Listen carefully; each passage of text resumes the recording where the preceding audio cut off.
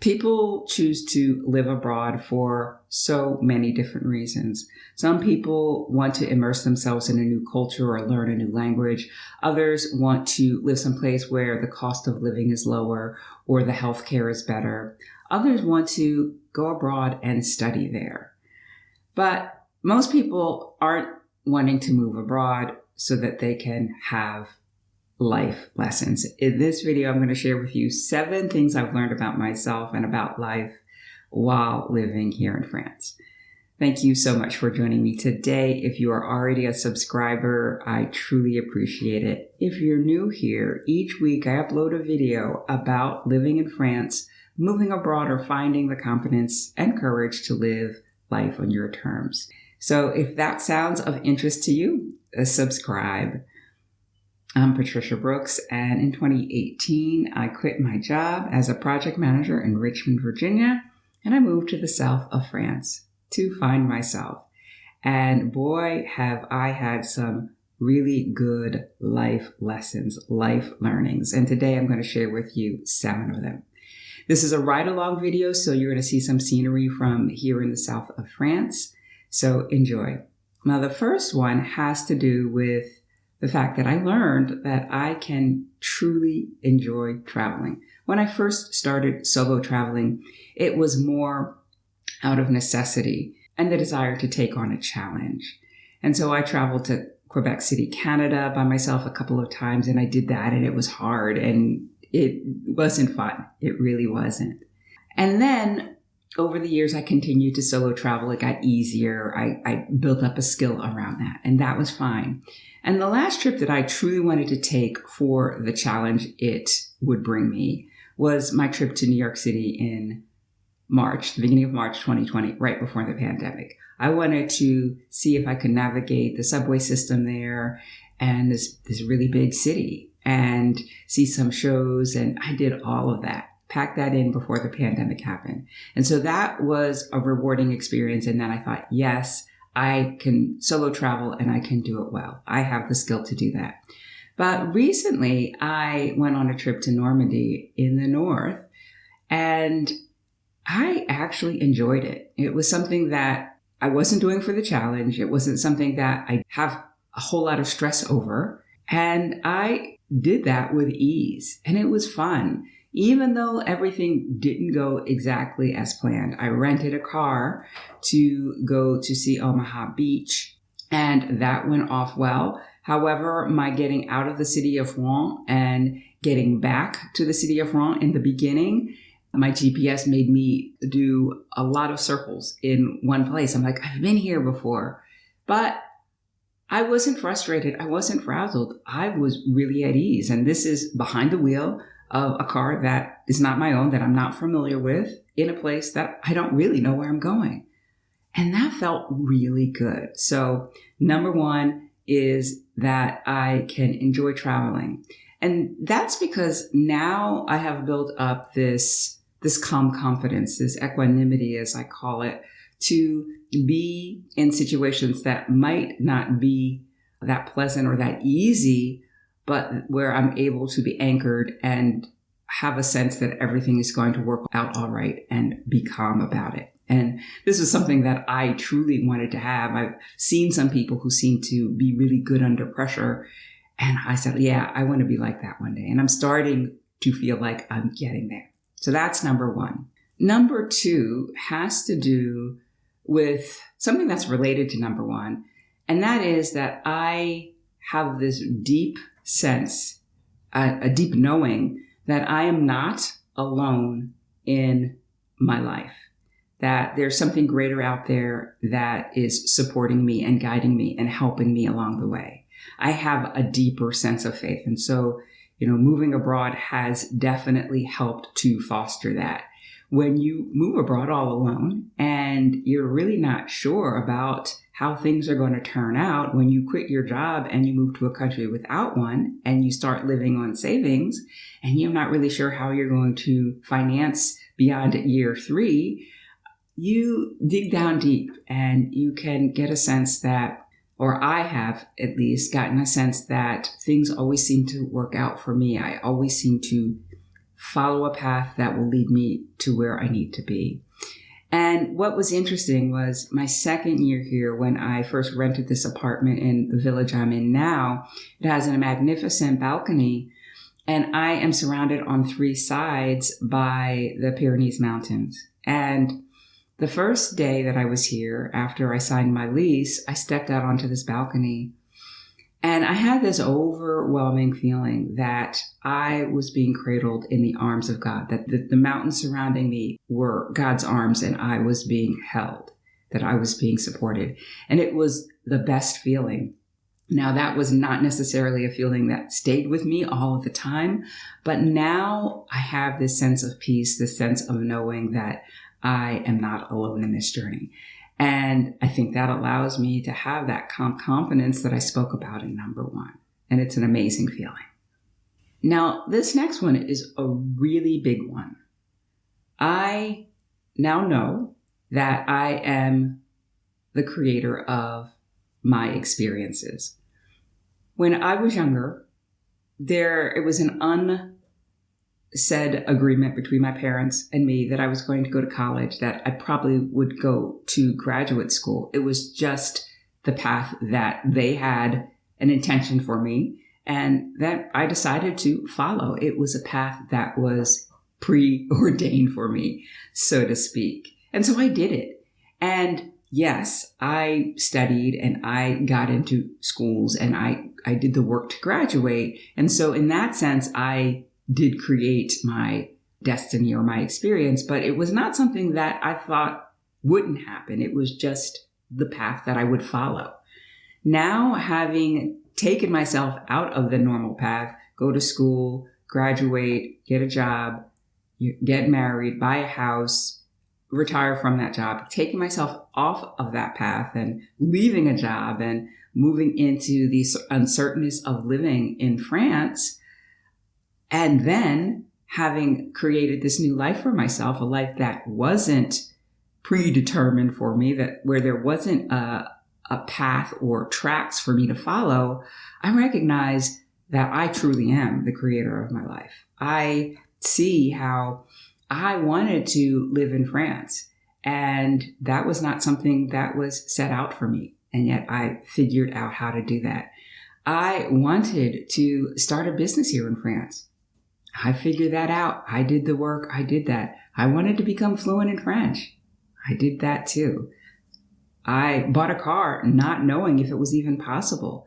And I did that too. And so all of these things that I did that weren't really set out for me allow me to know that I am a creator and that I create the experiences in my life. And that's a really empowering belief or idea to have about yourself, because then when you would like to experience something, you have a confidence about it that will allow you to take steps even when it feels scary, even when you might feel a little bit unsure. You have a knowing that, okay, well, I did these other things. I created these other things, and I'm going to create this too. So huge, huge, huge win. Number 4 has to do with the idea that I know now how to learn. I know that I can learn, number 1, and how to go about doing that. Now, of course I can learn. I've learned so many things over the course of my life, but I did it in a very unconscious manner. When I was studying French, however, it was a much more conscious effort. It was something I was motivated to do, and I was consistent with and did it. And it came through repetition, daily repetition, and studying the language in order to get to the level that I'm now. When I was in high school and even when I was in college, I was learning, I was studying, I was going to school, and that was a means to an end, to get the degree so that I could follow my path, a path that my parents had set out for me. But I truly wanted to become fluent in French, and so I was motivated and I did what was required to learn. And in that process, I learned how to learn. And that's amazing too, because now I know that if I want to learn something, I'm highly capable of doing that. And what it will take is my commitment and time and energy and repetition. What are you working on learning, and how do you go about making progress? Let me know in the comments. Now, number 5 has to do with something I wrote in my second book. And it was something that I believed was true, but I didn't fully embody. And that is, time is on my side. This has to do with the idea that oftentimes we feel like we don't have enough time to get the things we need to get done. And so we find ourselves scurrying about, racing about, trying to get everything done. And we feel frazzled, right? And at the end of the day, we feel like, I didn't get enough done. But I truly believe and feel that time is on my side. This morning, I woke up and I was feeling a little bit behind the 8 ball. Yesterday, I spent a long time preparing for an audition. And so I didn't get a lot of other work done. And so this morning I woke up and I thought, oh, Patricia, you've got a lot to do. And after my morning meditation, I put some things into perspective and I said, no, Patricia, you have exactly as much time as you need to get done what you need to get done. This was an affirmation that I started repeating years ago when I was writing that book. It's actually an affirmation that I created for this book. And now it's something that I truly believe. While I might have a flicker of that, oh, you don't have enough time, I'm quickly grounded in the idea that no, you have enough time to get what you need to get done. So time is on my side, and that goes for things that I would like to happen more quickly. I am less anxious about pushing things to make them happen sooner because I recognize that things happen in their own good time and things sometimes need to line up so that I'm in a better position to receive them. So time is on my side. And this is another thing I think that helps me with my equanimity as well. Number 6 is I've learned how to be more true to myself and honor what I truly desire. I think a lot of this has to do with hearing and listening to and following my intuition. 2 days ago, I woke up in the morning and I had this strong feeling that I needed to say no to continuing a very brief relationship that I had started with somebody I met online. We exchanged messages online initially, and we had one conversation that was not a horrible conversation, but it really wasn't the best conversation. It let me know that I didn't see a future for us. However, at the end of that conversation, it was late, I was tired, and when he said, oh, well, let's stay in touch, we can message each other, and maybe one day when I'm in your village that we can go have a coffee. And I just said yes to that. I didn't say, well, I'm not really feeling this. Maybe we should just not. I just said yes. But the following morning, when I woke up, I felt strongly that I did not have the energy even to do, little messages, bonjour, bonsoir, or have that meetup that he was looking forward to. And so I said, what I need to do is I need to send him a message, letting him know how I'm feeling, wishing him good luck in finding somebody more suitable for him. And I did it without hesitation, without feeling like, oh, well, if he gets this message, maybe I'll break his heart. All of that stuff that we can tend to think about when we want to say no, but feel like, well, maybe we can't say no. And so I sent the message. 10 minutes later, he responded, pas de souci. Not a problem, right? I felt relieved. I felt lighter. I felt like I don't have this obligation of messaging when I don't feel like it, or even having an in-person meeting. And so being able to be more true to myself is a powerful thing because I am not wasting energy spinning my wheels doing something that I know isn't right for me, that doesn't feel right for me. So that is something else that I have learned from my experiences here in France. And It's huge. It really is. It's a powerful thing.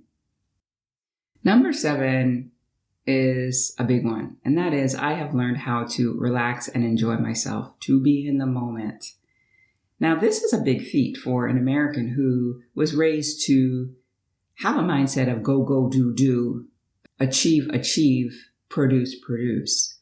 And it's taken me some time to get to this place. But this last week, we've had a couple of festivals, the summer solstice and La Fête de la Musique. And I went out both nights, later than I would go out normally. And I was standing shoulder to shoulder with people from my community.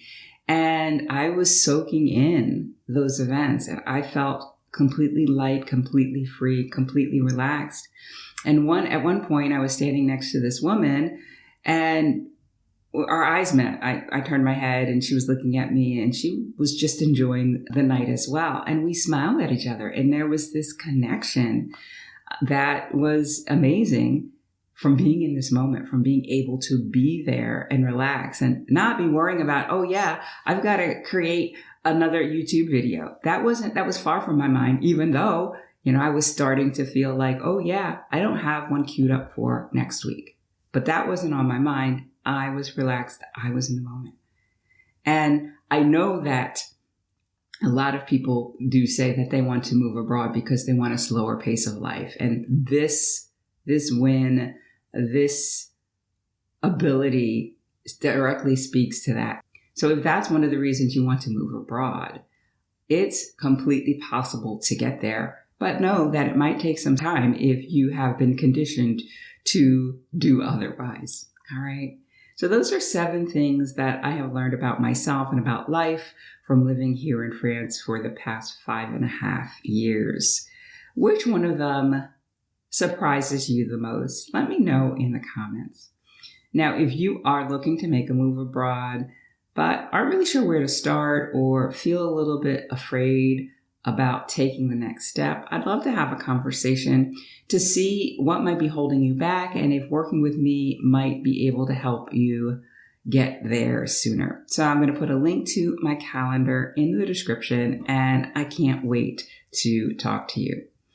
Now, that is all I have for you today. If you are interested in hearing some other things that I've learned while living here in France, you can check out this playlist. Thanks for watching. I appreciate you. Bye for now.